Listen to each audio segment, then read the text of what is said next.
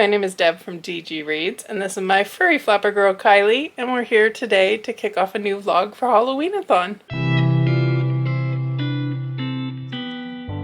I am back for round 2 of working my way around the Halloween-A-Thon board, and of course I am talking about Halloween-A-Thon, which is brought to us by Kelsi at Slime and Slashers, and it's a really fun kind of make it your own thing type of celebration of fall and Halloween and October and all the good things that we get in spooky season. And I created a little bit of a hybrid board, kind of combining some of the prompts from the Readathon along with adding some of my own little spins on things and things that would work for what my reading tastes are. If you haven't seen my first vlog, I did officially make it halfway through, and now I've got 44 more squares to get through by the end of the month. So I am ready to go ahead and kick this off with my first roll. Okay, so our first official roll for this vlog took me to space 47, and the prompt for that one is always check your candy. Read a book with colors that match the packaging of your favorite Halloween candy.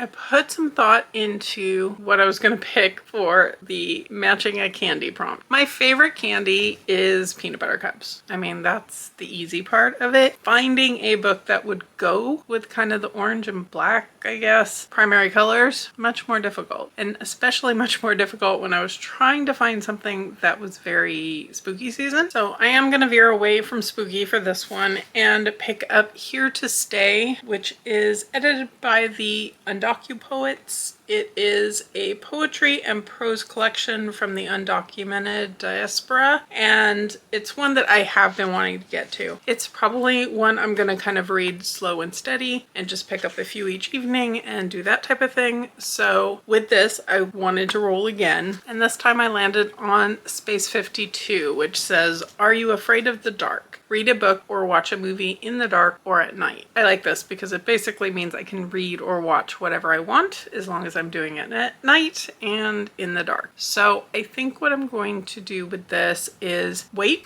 I'll let you know what I pick later. That way I can kind of use this as a mood read and pick something out. So next time you see me, I will have an update on that and let you know what I read, what I watched, or what I'm in the process of doing so with, and we'll go from there. Alright, I'm back with some updates for Halloween-A-Thon, and I have been making progress in my poetry book, Here to Stay. It's not one that I'm going to race through, and I'm not sure actually where it is at the moment. I think it's sitting by my bed. I'm not going to go get the copy, but the book is put together in a way that I really appreciate. There's a short kind of passage from each poet about their own experience, just a little bit of narrative, and then 2 or 3 of their poems after that. So it's really interesting to read their perspective on poetry, on being undocumented or what their history has been, and then to see their work. And their work is very different formats, different kind of language structures. Some are working more for me than others, but I'm enjoying my time. Sorry, I had to go rescue Kylie's snake toy, which is now curved for some reason because it's very loud and she keeps wanting to play with it while I am filming. So we're going to let her have that back after I finish film. Alright, so as I started to say, for reading in the dark, I decided to pick up something nice and short I could finish in one evening. And so last night I picked up the ebook and the audiobook for The Night Guest by Hildur Knudstøtter. And this one is one of the picks for Literally Dead Book Club this month, so I definitely wanted to get to it. And with a ebook on a paperweight, I could easily read it in the dark. So this one is following a woman who feels really exhausted all the time, which is very relatable. And she's trying to get medical help and figure out what's going on with her and not getting a lot of support. Women tend to not be believed, and that's her experience with things. She finally finds a doctor who seems supportive, but even that doctor can't figure out what's going on with her. And then she gets one of the watches that tracks your steps during the day, and she leaves it on overnight one night and realizes she has walked somehow many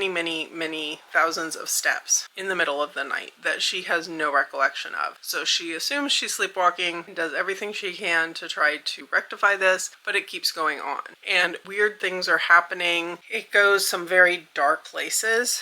check trigger warnings for this one. I feel like because it's so short, they are very spoilery, but there is animal cruelty and general cruelty, I guess, involved. And so that's definitely going to be very triggering, I think, for a lot of people. I am not sure. I felt like it went to a place where it gave enough reason for why it needed those things there. It was certainly kind of a main feature, so it made sense in the regard that she wanted something shocking and she wanted us to be concerned about what's going on here. The ending is definitely one of those where it's very ambiguous. You don't get concrete answers to things. So I think it did the job of keeping me unsettled, me wondering. I think because I had heard the trigger warnings, I knew what direction it was going in. And I don't know how I felt about this one. I think it wound up kind of being a mid-range type book for me. It was weird. I wanted a few more answers than we got maybe. There's a lot up for interpretation, and I think it will make a good discussion book. So I'm curious to check out the live show for that one toward the end of the month. But with that, I did need to roll again. So I rolled 1, no big surprise. And that took me to my little cupcake square. And that one just means to do some sort of seasonal treat. So I will be doing that. But it's not a book to read, so I rolled one more time. And this time I got square 57, which is Halloween-Town. Read or watch a book or movie with a proper noun in the title, a person, place, or thing that is named. This one was a little bit harder when it came to wanting to kind of stick within spooky season vibes, but I very much wanted to stick with something on my shelves, again keeping Owned October in mind, and I picked up The Last Mrs. Parrish by Liv Constantine. I don't remember much about it. It's been on my shelf for quite a while. I even actually just recently from the publisher got the sequel to this one. So it says, Amber Peterson is fed up. She's tired of being a nobody, a plain invisible woman who blends into the background. She deserves more, a life of money and power like the one blonde-haired, blue-eyed goddess Daphne Parrish takes for granted. Sounds like Amber's insinuating herself into Mrs. Parrish's life, and that's all I know going into this. This is one of a few different Liv Constantine books that are on my shelves, so I'm hoping to enjoy this one since I do have a couple others that I need to get to. But this will accomplish the prompt and get me something that I actually own, read, and cleared from my shelves, and we'll go from there. I have some updates and some rules for you for Halloween-A-Thon, so let me get started. First off, I made it halfway into The Last Mrs. Parrish by Liv Constantine, and in thinking about it, I don't want to give a midway update, I just want to give a final I'm DNFing this update. I think this winds up being not the book for me. As the synopsis said, we're following Amber, who is someone who doesn't want to be the plain nobody. She wants to be the rich wife and to live a fantastic life. She picks a socialite and philanthropist and decides she's gonna take over this woman's life, basically. And it's doing what it promised. Kind of chaos is happening behind you, so pardon the noise, at least at the moment. Knock on wood, she's not barking anymore, so maybe the digging around and growling is better. I don't know. We'll see. Anyway, this one is doing what it promised, but I'm not feeling at all compelled by the character of Amber. She isn't really a plain girl so much as she's a woman wanting to appear to be very plain. And she's had things in her past that make her want to fly under the radar. We don't know what that is, and I'm mildly curious about that, but not enough to keep going. And I don't feel like this book needed to be 400 pages. The woman that she's trying to take over the life of is someone who lost a sister to cystic fibrosis. So Amber's pretending to also have had a sister who succumbed to cystic fibrosis, which morally is not cool, obviously. She makes statements about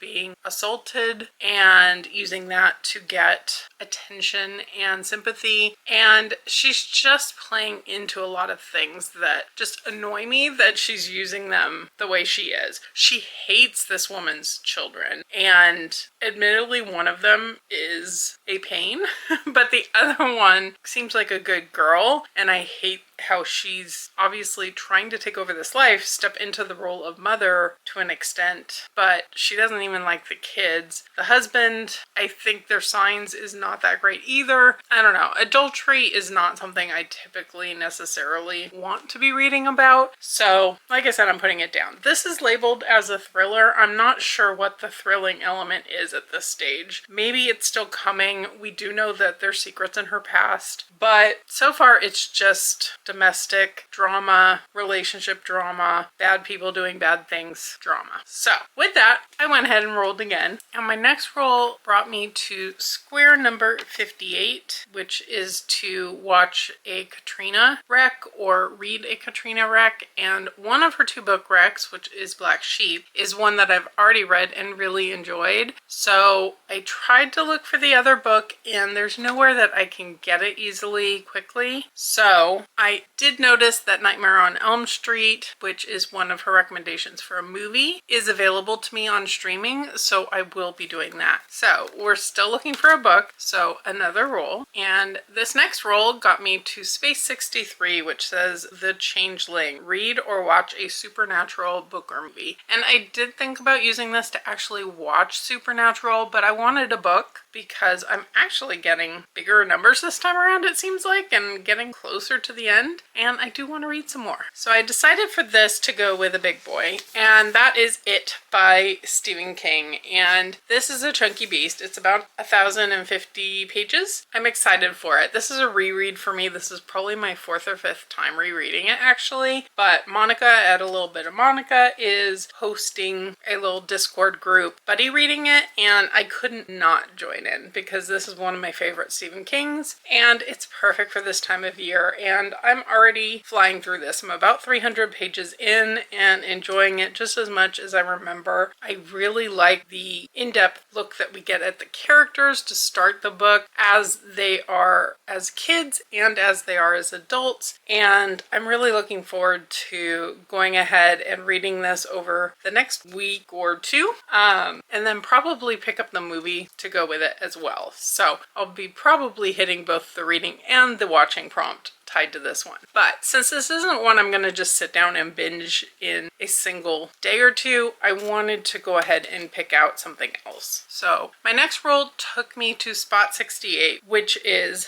Night of the Living Dead, Go on a Cemetery Walk or Go on a Spooky Walk. And I don't have like a good cemetery to walk in my area. I don't even know about how much I can really get into a spooky walk, but I will make sure to get a nighttime walk in with Kylie. And we are still looking to see more of the neighborhood Halloween decor. I have started to see some of it coming up, and I will be taking Kylie out one of these evenings to take a look at it evening hours when it's dark out. So that'll work for that. And then my next roll, and the final one for right now, took me to Space 73. And this one says, don't look under the bed, read or watch a book or movie while in bed or in a cozy spot. And I think this is the perfect opportunity to pick up another quick read. The other novella that I need to read if I want to watch the Literally Dead book club discussion this month is Graveyard Shift by M.L. Rio. This is an author I've really been wanting to try. This is their newest release, and it is very small, and the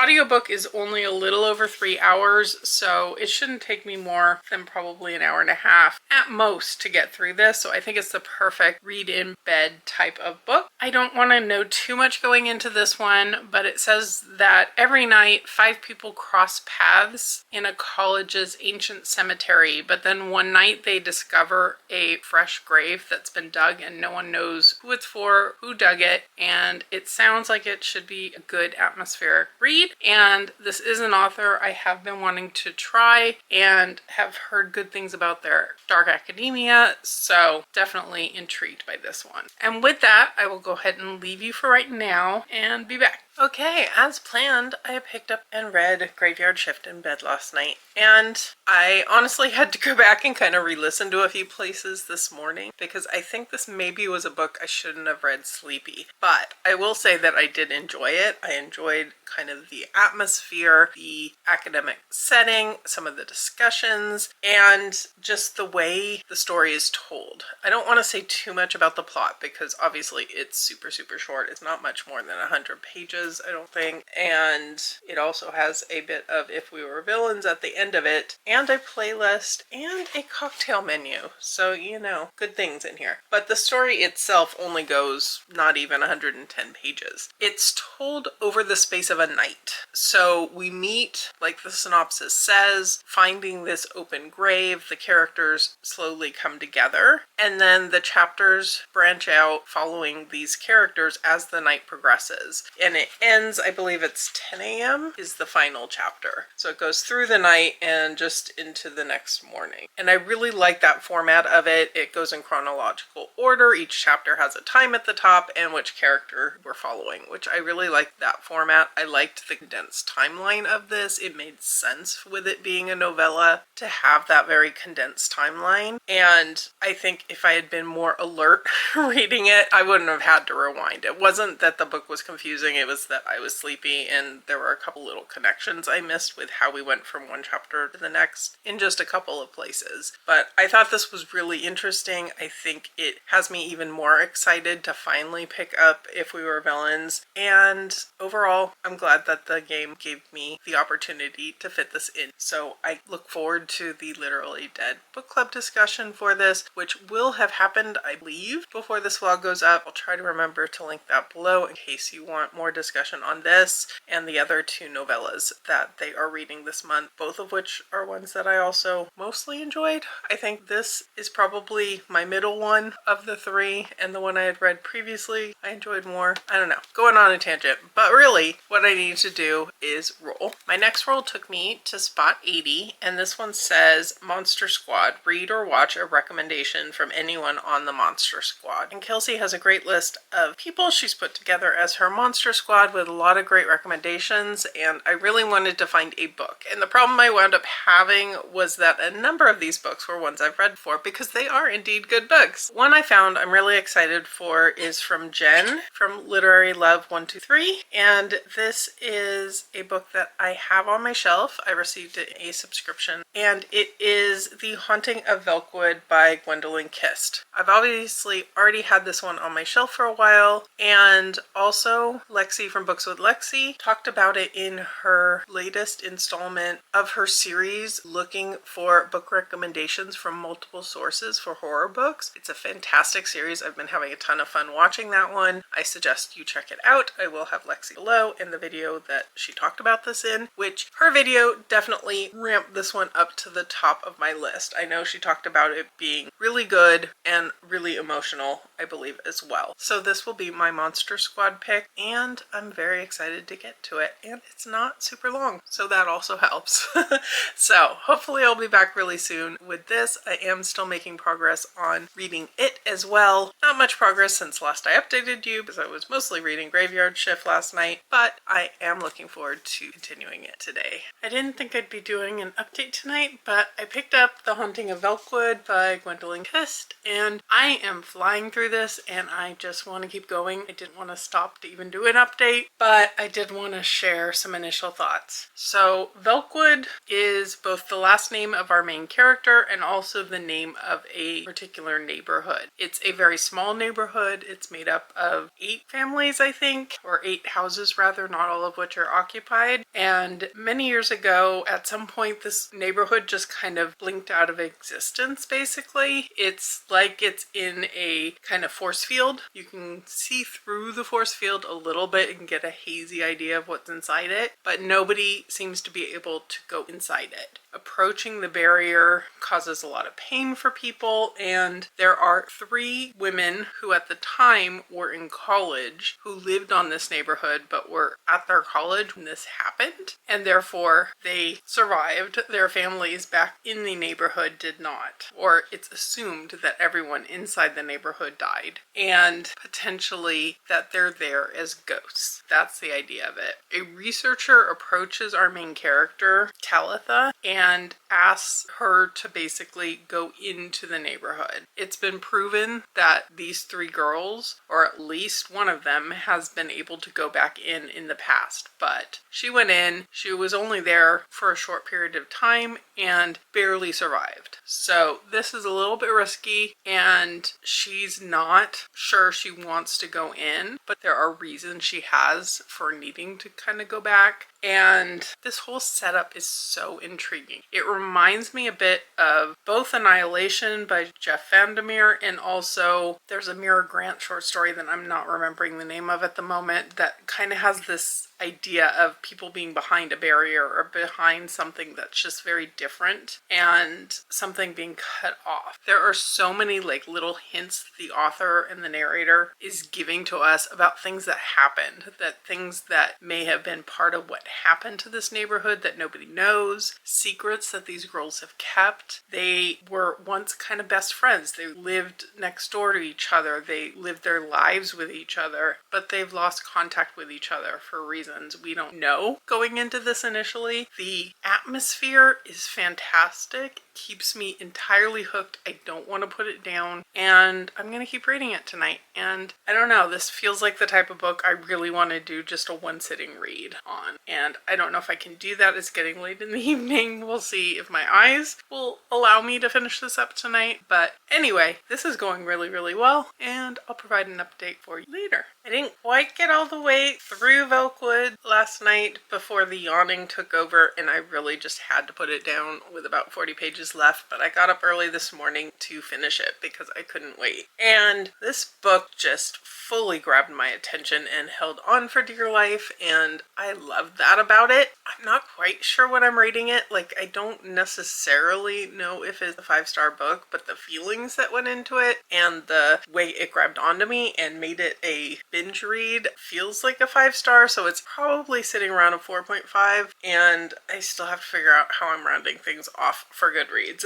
But I think the atmosphere of this, the mystery of it, all the different elements and the clues that the author gives us were just perfectly balanced. The author wasn't banging us over the head with these clues of what was coming like some books can do, but at the same time they were there enough to pick up on and to start making guesses about what had gone wrong in the past, what had caused this. In the end, we're not getting 100% full answers about everything that happened. Things are still mysterious, but it does come to a very satisfying resolution. It comes to an emotional resolution. I really enjoyed the relationships in here between the girls who made it out and their longing or not for the people who were left inside. And I think this would be a great book for a discussion group because there's just so much happening in here. Definitely check trigger warnings for this because it does go into some dark places, but I think the issues are handled well, and I really appreciated what the author brought to the table in terms of those discussions. In terms of the characters, I thought they were really well developed when they needed to be, and there are some characters that are intentionally not well developed, and I really liked that as well. The way the author kind of made that choice that there would be some people who were kind of faceless and nameless, and others who kind of blended together because you didn't really need to know who was who. And I think for a book this size, that was a really good choice to not get bogged down into details about people that you really don't need to know. So this was an amazing read. I think it's going to maybe have to be a 5-star on Goodreads, just the more I talk about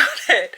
But with that, we do have another roll, and we're getting pretty close to the end of the board here, but we landed on a Kylie costume square. I am not at all sad to be getting one more Kylie costume and book pairing, but I do have to go to work right now. So it's not a good time to put Kylie in a costume, take pictures, do all of that if I actually want to make it to work on time. So I am going to be back with a new costume reveal and a new book pick, and I will see you with that later on.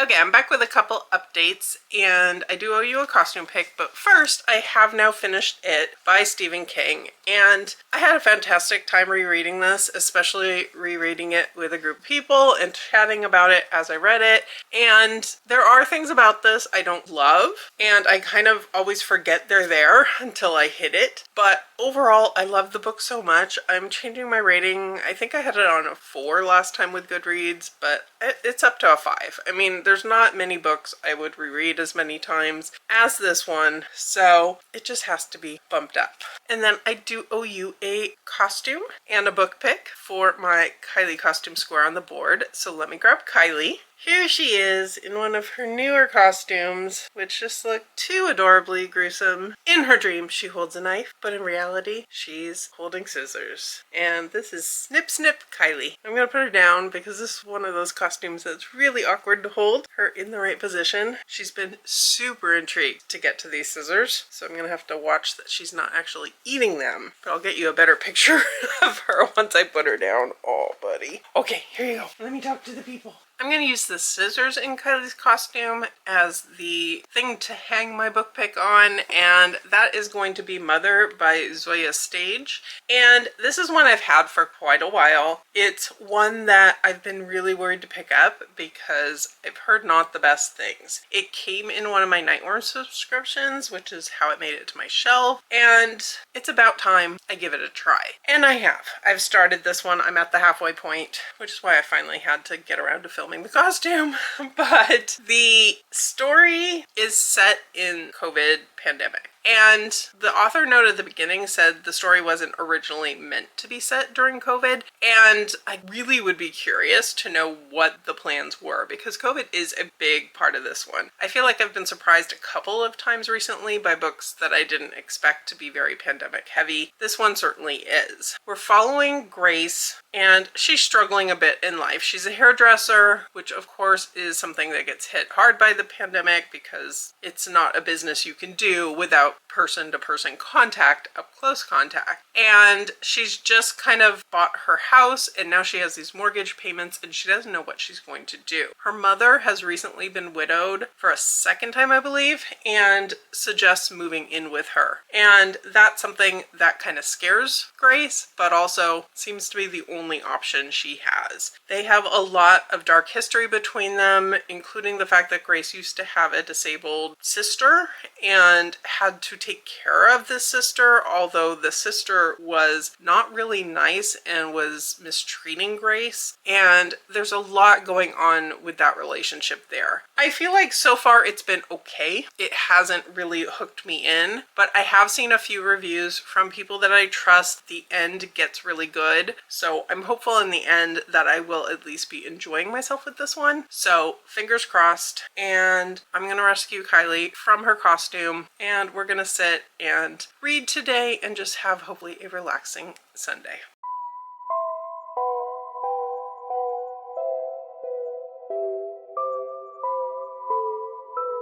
Okay, I'm back because I have now finished Mothered, and this just didn't quite work for me. It is so heavily grounded in COVID, and her best friend is in the hospital for a long period of time. Her mother and her have this really strained relationship, which I think the nuances of some of that was well done, but it wasn't really something that screamed horror novel to me a lot of the time. There's a lot of causing our main character to second guess herself on things, and we wind up kind of feeling like she's a very questionable narrator in a lot of ways. The mental health aspect in here was interesting, but not necessarily something I really wanted from the story where it began. And overall, I'm glad that I finally gave this one a try and finally faced up to reading what was kind of a scary read just because I didn't know what I was going to think of it going into it. But it just winds up being a 3-star or so for me. So that's this one, and then with a final roll puts us on another shark. And the shark again is to read an arc, and for this I am going to be reading Danse Macabre by Stephen King. This is not a new book, but it is newly out as an audiobook, and I received a gifted copy from Simon Audio, so that's why I'm using it for this square. And this is a nonfiction that was written quite a while back. Stephen King just kind of talking about horror as a phenomenon, as a genre, whether it be movies or pop culture, books, anything along those lines is my understanding. I've started it, but just barely. There's an introduction to the different editions that have come out of this book. So I think there were like 3 introductions. I could be a little off with that, but that took a while to get through all the introductions. Now I'm kind of getting into the meat of it, but I believe it's kind of essays. I think there's a new essay potentially in here with this edition, although I could be off about that as well. This is one of the very few Stephen Kings that I have not read, but after just finishing it as a reread, and I read Revival by Stephen King early in the month for a different readathon, it seemed like a good time to pick this one up, so I was very thankful to get the gifted audiobook copy. It'll be a good one to kind of do a final transition at the end of this month into nonfiction November. So I will be reading this one, and with nonfiction I don't generally do a midway update just because I feel like there's not really a plot to necessarily give you an update on. So I will be back once I have my final thoughts.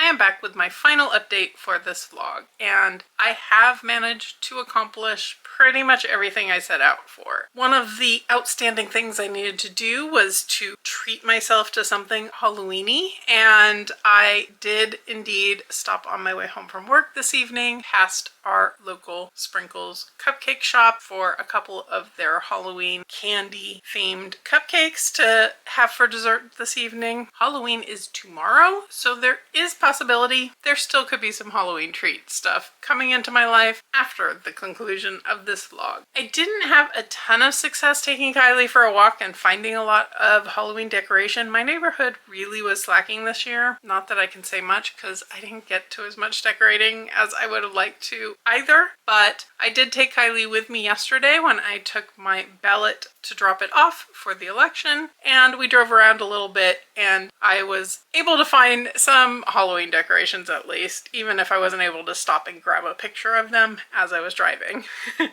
We'll just say that Kylie being dressed up in lots of costumes this month was my Halloween decoration for the year. And then in terms of a reading update, I did finish Danse Macabre today, and I wound up overall liking this one. Didn't love it. It goes through different phases in the book, from movies to TV to radio, and then eventually we get into horror novels as a discussion point. When it came to kind of the earlier stuff, not all of the movies and TV shows being discussed were things I necessarily knew. When he was talking about things that I do recognize from watching in the past, things like Twilight Zone and very recognizable old classic horror movies, that discussion I enjoyed a lot more than necessarily hearing about movies that I didn't know much about. I really liked when he did little nods about his own projects, talking about The Stand in particular, and he referenced an upcoming book,